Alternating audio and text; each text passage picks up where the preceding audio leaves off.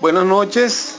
Bueno, vamos a comenzar con las aclaratorias en relación con la cuestión programática, bajo el punto de vista conceptual, teórico, general, ¿no? Suena un tanto ampulosa la cosa, pero es necesario partir de la consideración de que cuando Marx señala en su prólogo, su célebre prólogo de la contribución a la crítica de la economía política, de que las sociedades se plantean objetivos que están en condiciones de alcanzar, digamos, eso sirve de preámbulo, de base, pues, para lo que es el programa de los comunistas. O sea, que el programa no es una cosa tomada por los pelos, no es una cosa eminentemente política, sino que es una cosa que tiene que ver con un instrumento pues, que se configura a partir de las condiciones objetivas y subjetivas que viva una sociedad inscrita, por supuesto, en el contexto internacional. De allí que el primer programa de los comunistas desde esta perspectiva es el manifiesto del Partido Comunista. O sea, el manifiesto no es otra cosa que un programa. El preámbulo, todas esas cosas teóricas tan importantes que tienen plena vigencia, digamos, señalan precisamente, hacen un análisis de esas condiciones a partir de la cual se formula el programa.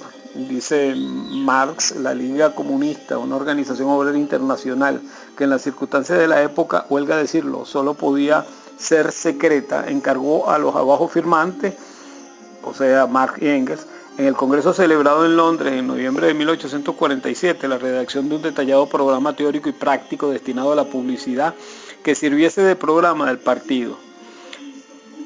O sea que el manifiesto comunista es una tarea que le encomienda la Liga Comunista y bueno, es un programa teórico y práctico y que buscaba pues adaptarse a cada circunstancia concreta, o sea que es un manifiesto internacional, pero debía ser adaptado en cada uno de los países. Eso es lo primero que tenemos que señalar. En segundo lugar, el programa es un instrumento que busca unir. En ese momento estamos hablando de la lucha de clases, de la lucha de los proletariados contra la burguesía. Se buscaba unir a los sectores campesinos. En el final del manifiesto incluso hay ideas en relación con la táctica. El programa busca unir en cada circunstancia y la historia de los programas o la historia del programa desde la perspectiva de los comunistas va sufriendo adecuaciones. La última gran adecuación fue en el año 36, la Tercera Internacional. Eso fue una cosa impulsada por los dirigentes de la Internacional. Stalin, por supuesto, también contribuyó con eso y se impulsa la política del Frente Popular. El Frente Popular elabora un programa y se comienza a hablar de aquello del programa mínimo, programa máximo. Programa máximo es el programa en manifiesto. Programas mínimos son circunstancias como la que vivió el mundo en esa época con el fascismo y que tuvieron una significativa repercusión en ese momento por cuanto permitió ganar las elecciones en Francia, un poquito, o primero fue en España, perdón, y posteriormente en Francia. Entonces, el Frente Popular son programas que reducen pues, lo que están por debajo de las aspiraciones que se plantean en el manifiesto comunista y tuvieron pues una adecuación y tuvieron una gran significación para ese momento, ¿no? Y a partir de allí los comunistas comienzan a adecuar pues, sus programas ya no solamente desde la perspectiva del manifiesto, sino también, digamos, desde la perspectiva de lo que fue esa orientación pues, de la tercera internacional, ¿no?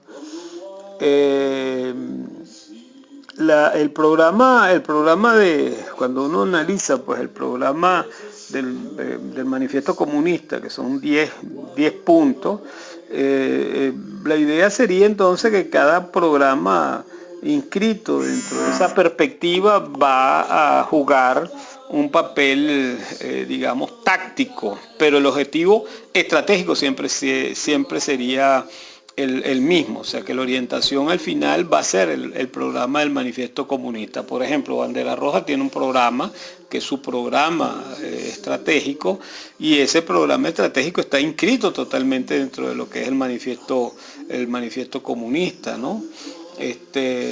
Y a su vez hemos desarrollado en distintas oportunidades programas mínimos o programas propias de la táctica que nos permite ir adecuándonos, ir dando pasos en una dirección estratégica. Entonces tenemos que hacer una distinción entre lo que es programa máximo y programa mínimo. Y dentro de los programas mínimos nos encontramos con el obstáculo que supone que la burguesía también tiene su programa, ¿no? Entonces eso hay que saberlo hacer, digamos, hay que saberlo de desarrollar, ¿no? Históricamente en Venezuela, para que veamos que el programa es una cuestión, digamos, que en circunstancias concretas hasta independiente de la voluntad. En la Guerra Nacional de Independencia indiscutiblemente que habían dos programas, o sea, se desarrollaron, porque el primer programa era un programa, digamos, con la mano de Miranda, pero posteriormente Bolívar tenía otra concepción, otra perspectiva. Hay un libro muy bueno, Giovanni Mesa, donde analiza esas las dos perspectivas, la de Miranda y la de Bolívar, pero más adelante quien define las cosas de manera más clara es Manuel Carlos Piar. Y Manuel Carlos Piar es el que fundamenta la idea programática que se va a imponer desde la perspectiva de las fuerzas patrióticas para crear una nación.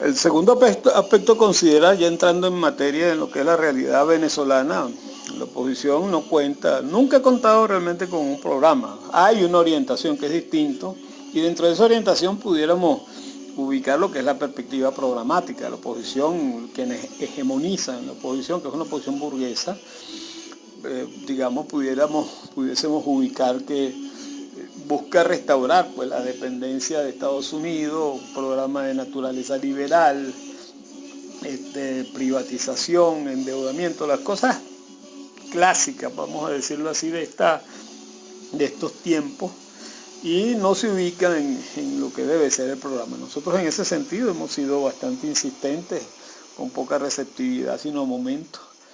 Y digamos, eso no ayuda para nada a la oposición. Es más, uno de los factores que ha impedido que la oposición pueda calar pues, de mejor manera en la conciencia de la mayoría de los venezolanos, sobre todo de los sectores pobres, ¿no? Entonces se han basado en esos dogmas, en esas cosas pues del liberalismo que imperó durante tanto tiempo en el mundo y particularmente en Venezuela, y eso cala en la pequeña burguesía principalmente. La burguesía no, porque la burguesía oligárquica principalmente se inscribe pues dentro de lo que son las perspectivas digamos, internacionales. Por eso es que hay una parte de la oligarquía que se va con los chinos, que tiende puentes, etcétera. Bueno, cuestiones de la estructura económica y los nexos, los nuevos nexos que se establecen en este caso con China y con Rusia principalmente, ¿no? Entonces, hay una orientación desde la perspectiva burguesa, y esa orientación, digamos, se plasma en los distintos intentos que ha habido en materia programática, desde la Coordinadora Democrática, después con la Mesa de la Unidad, una cosa que llamaron 100 salidas. Imagínate tú, pues una lista de mercado, como diría alguna gente, ¿no? Un programa, por lo regular, pues se inscribe en muy pocas cosas, ¿no? Porque son orientaciones generales y a su vez se convierten en consignas. El programa en consigna más famoso desde la perspectiva de los comunistas es el del partido bolchevique, ¿no? Paz, pan y libertad, o tierra y libertad, una cosa así, no recuerdo, pero son 3 palabras. En Venezuela era, siguiendo Rómulo Betancourt, la tradición de los comunistas. Él tuvo su pasantía por allí, aun cuando estaba bajo la férula del revisionismo, pero le quedaba esa cosa, era paz, pan, pan y tierra, bueno, no me acuerdo, pero son 3 palabras también, la de los adecos, ¿no? En el plan de Barranquilla, que por cierto es una síntesis bastante buena para la época. Muchos de los aspectos resumidos allí tienen vigencia en el caso, en la Venezuela de hoy, ¿no? Pero lo cierto es que la oposición no tiene un programa, y eso que sacan ahora, que es una cosa que llaman plan país, bueno, eso es un adefesio, eso es una cosa que no sirve para mucho.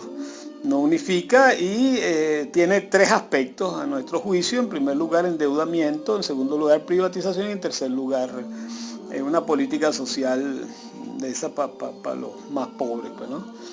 Entonces eso no une. Entonces es una tarea postergada, es una tarea que no se ha cumplido, que mella en la eficacia de la oposición venezolana, y es una tarea por cumplir.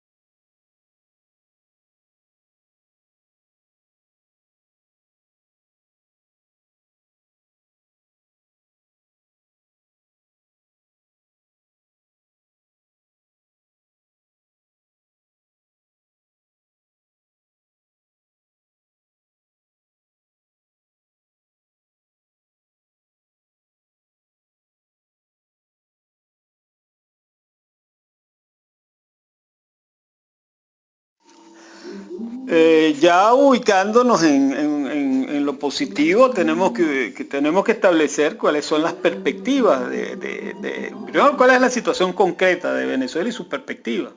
La situación concreta de Venezuela, bueno, destrucción del aparato productivo, una erosión tremenda de todo el aparato productivo, el sector manufacturero, el sector agroindustrial, el sector agrícola en general, etcétera. Tal vez se salvan la pesca un tanto y porcino, pero y ahora están recuperando algunas cosas, pero un aparato productivo totalmente destruido, una fuerza de trabajo pauperizada en grado extremo. Entonces hay sectores burgueses, hay sectores pequeños burgueses, hay sectores, los trabajadores en general, el sector lumpen, el sector, digamos, que está rondando pues en distintos países.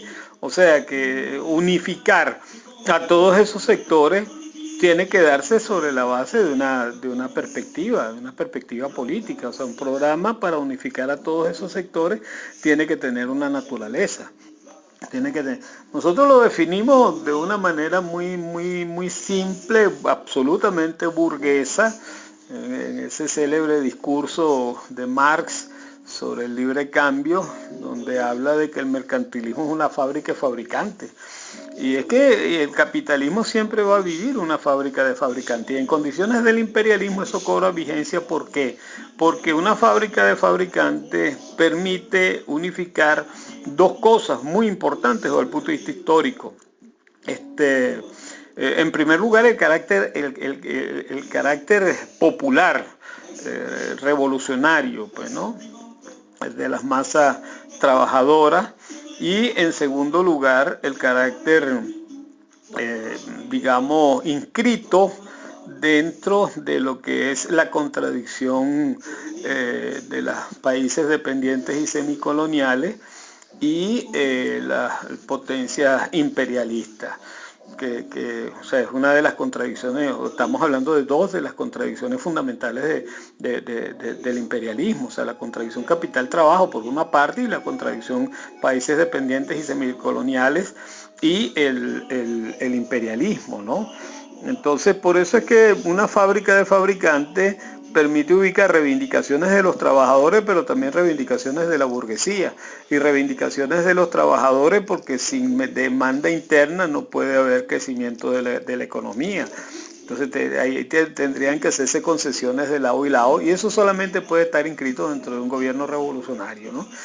Pero al permitir unificar a ambos sectores, o sea, la burguesía y el proletariado, mediando por supuesto esa amplia gama de sectores que incluye también los venezolanos que están fuera del país, digamos, eso le daría pues una gran perspectiva. Nosotros tratamos de colearnos en ese sentido, en lo que es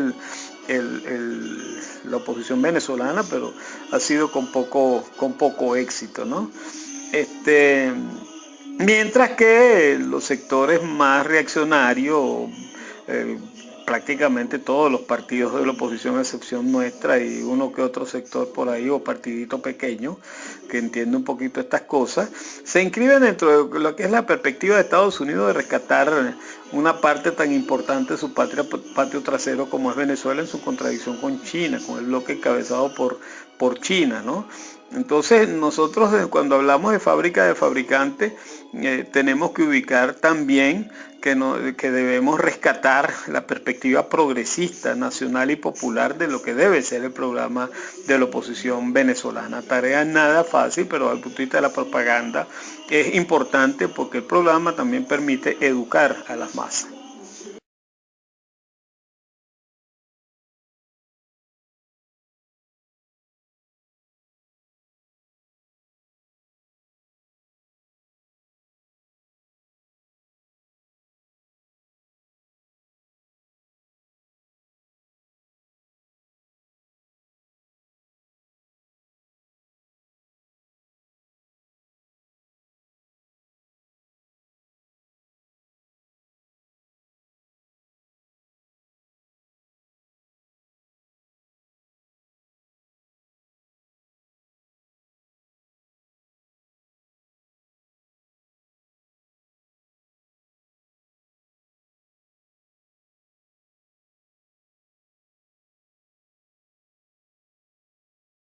Por último, lo que es el programa de reconstrucción nacional, que muchos compañeros hablan de que hay que recrearlo, de repente hay que recrearlo, pero no es fácil la tarea, ¿no?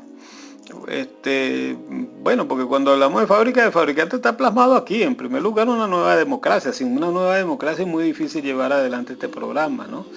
Hemos insistido con aquello de la democracia directa y la democracia participativa y su relación, pero la democracia directa indiscutiblemente que viene estando en boga pues en este largo periodo. Es más, desde finales de la década de los 90 ya la democracia directa tenía cierto desarrollo, ¿no? La democracia directa y la democracia representativa. O sea, la democracia directa no niega la representatividad. En segundo lugar, la meta en general pues, de una nueva etapa para el país tiene que ser la revolución industrial. Su primera etapa, diversificación del aparato productivo. Otro elemento que ha estado tremendamente en el tapete en este periodo es la soberanía agroalimentaria. Uno de los países del mundo que puede alcanzar plena soberanía agroalimentaria es Venezuela.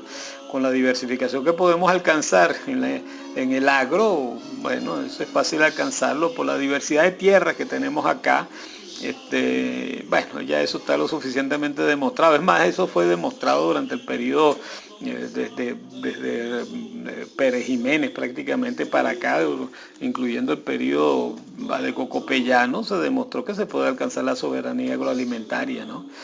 En cuarto lugar, el problema de la política económica. Tiene que ser una política económica, digamos, de carácter nacional, inscrita que apuntale eso de una fábrica de fabricantes. O sea, la canalización del ahorro social para inversión productiva, la creación de una demanda interna sobre la base de una política fiscal y tributaria de carácter progresivo, no regresiva, como la que existe actualmente, rescatar el signo monetario. Eso es una cosa que es más sencilla que el chorizo, pues, ¿no? En cuarto lugar, una política social, o quinto, no sé, una política social de nuevo tipo, una manera general de describirlo, es elevar las condiciones de reproducción de la fuerza de trabajo, lo cual atiende el salario, pero también atiende lo que son, lo que llaman servicios, pues, ¿no? Educación, salud, vivienda, etcétera, etcétera, que a su vez va a permitir un crecimiento de la demanda social. O sea que es una cosa armónica, coherente, etcétera. Y por último, una nueva ética. Esa es una de las partes tal vez más difíciles, porque los dirigentes tendrían que ser las mejores expresión de esa nueva ética, tarea que parece ser un poco difícil. Con esto nosotros resumimos lo que es el programa de reconstrucción nacional. Eso es una cosa que se puede expresar fácilmente en, no sé, 40 segundos, pues, pero hay que tener un dominio de que ese programa no es una cosita política, ¿no? Ese es el resultado de un análisis concreto, la situación concreta, condiciones objetivas y subjetivas y otros elementos, pues, propios de la ciencia marxista.